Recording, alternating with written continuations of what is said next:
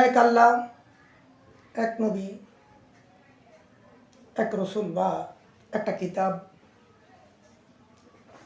হলেই তো চলতো। এত নবী কেন? এবং এই জামানায় বহু আলেম, এক একজন আলেম এক একজনের বিরুদ্ধে এমন কিছু বক্তব্য সৃষ্টি করে যাতে করে উভয়ের মধ্যে মারামারির মতো এবং দাঙ্গা হাঙ্গামার মতো,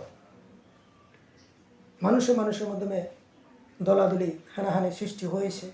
তাহলে আমরা সাধারণ মানুষ কোন পথে যাব, কাকেই বা অনুসরণ করব? সম্মানিত ভিউয়ার্স, প্রথমে একাধিক নবী, একাধিক রসুল বলি আল্লাহ কেন আল্লাহ পাকের কাজে প্রশ্ন তোলা যায় না। তিনি তার প্রেমের লীলা, প্রেমের কার্যবিধি পরিচালনা করার জন্য তিনি তিনার ইচ্ছা মতো নবী এবং রসুল সৃষ্টি করেছেন, কিন্তু মূল লক্ষ্য, উদ্দেশ্য, বিধান ছিল কিন্তু একই। আমি বারবার বলে যাচ্ছি, সকলের উদ্দেশ্য হলো মুক্তির পথ বা প্রভুর সাথে পরিচয় করানো। তো সম্মানিত ভিউয়ার্স, এত আলেম, এত মতবাদ কেন হলো? একটা সহজ কথা যদি মনে করো, তুমি দেখতে পাবে ধর্মের বাজারে যেদিন ধান্দা প্রবেশ করেছে, অর্থ সম্পদের লেনদেনের ফায়দা হয়েছে, তখনই ধর্মজগতে ধর্মীয় বাণীগুলি নিয়ে বিভিন্ন আলেম বা গোত্র, বিভিন্ন দল মতের সৃষ্টি করেছে।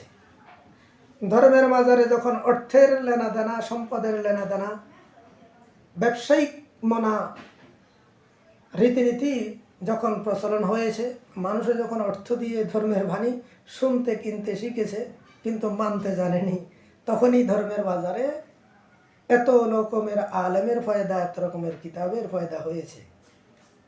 যদি ধর্মের বাজারে ধান্দার ফায়দা, অর্থের লেনদেন না থাকতো, তাহলে এত দল, এত মত, এত ধাঙ্গার সৃষ্টি হতো না, এত কিতাবেরও সৃষ্টি হতো না। একজন মানুষকে সত্য পথে পৌঁছতে 5টি মৌলিক বিধান মেনে চললেই, যে 5টি মৌলিক বিধান সকল নবীদের মাঝে ছিল, অলিদের মাঝে আছে, তোমার মাঝে তুমি এই 5টা জিনিস যদি প্রতিস্থাপন করতে পারো, তুমি মুক্তি পাবে। তো সে বিষয়টা ইনশাল্লাহ সামনের ভিডিওতে বলবো। এখন এখানে বলে যাবে যে ধর্মের বাজারে যখন ধান্দার রীতিনীতি প্রবেশ হয়েছে, অর্থের লেনদেন শুরু হয়েছে, এই জন্যই এত মত, এত দল, এত কিতাব, এত আলেমের সৃষ্টি হয়েছে। অর্থ লেনদেন, বিনিময়, কন্ট্যাক্ট ভিত্তিক মৌলবীরে ওয়াজ করা হাজার লক্ষ টাকা দিয়ে, এগুলি বন্ধ করে দিন। একজন সঠিক সত্যপ্রিয়, দুনিয়া ত্যাগী, লোভমুক্ত, অহংকার মুক্ত একজন সত্যপ্রিয় আলেম বা একজন অলি আল্লাহকে মানুন, আপনি সঠিক পথের দিশা পেয়ে যাবেন। তখন আপনারা তো হাজারো মতবাদ, হাজারো আলেমের কথা শুনে চিন্তা ফেরাসানি, টেনশন, দলাদলি করার কোনো প্রয়োজন হবে না। সুতরাং এই ধান্দার, ধর্মের বাজারে ধান্দা প্রবেশ করে অর্থের লেনদেন সৃষ্টি হয়েই এক একজন, এক একটা গোত্র, এক একটি দল সৃষ্টি হয়ে তাদের মতবাদ দ্বারা সৃষ্টি করে কিভাবে তাদের মানুষকে তাদের দলে আনা যায়, তাহলে দলবদ্ধ করা যায়, তখন তাদের ব্যবসায়িক আর্থিক লেনদেন বেশি হবে, সেই চিন্তায় মগ্ন হয়ে এক একজন এক একভাবে তাদের মনমানসিকতাকে তাদের ব্যক্তিগত, গোষ্ঠীগত, দলগত স্বার্থে ব্যবহার করে গেছে। তাই এত দল, এত গোত্র, এত আলেম, এত মতবাদ, এত কিতাব। যদি সকলের লক্ষ্য উদ্দেশ্য একটাই, মুক্তির পথ, তাহলে এত দল, এত মত, এত দাঙ্গা হাঙ্গামার সৃষ্টি হতো না। তাই পরিশেষে এই ভিডিওতে আবারও বলছি, এজন্য একটা জালালউদ্দিন রুমির একটা বাণী ছিল যে তুমি দুনিয়াতে কুকুরকে জায়গা দিও, তবে দুনিয়া লুবি কোনো আলেমকে তোমার বাড়িতে জায়গা দিও না, বা তোমার স্থানে, তোমার কাছে স্থান দিও না, জায়গা দিও না যারা দুনিয়া লুবি। প্রয়োজনে কুকুরকে জায়গা দিও। সুতরাং যারা দুনিয়া লুবি,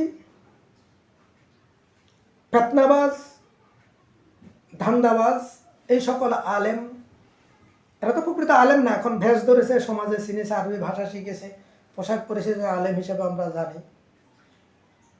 দুনিয়া লুবি কখনো আলেম হতে পারে না, দুনিয়া লুবি তো প্রকৃতি ইমানদার হতে পারে না, কাকে তুমি মানবে?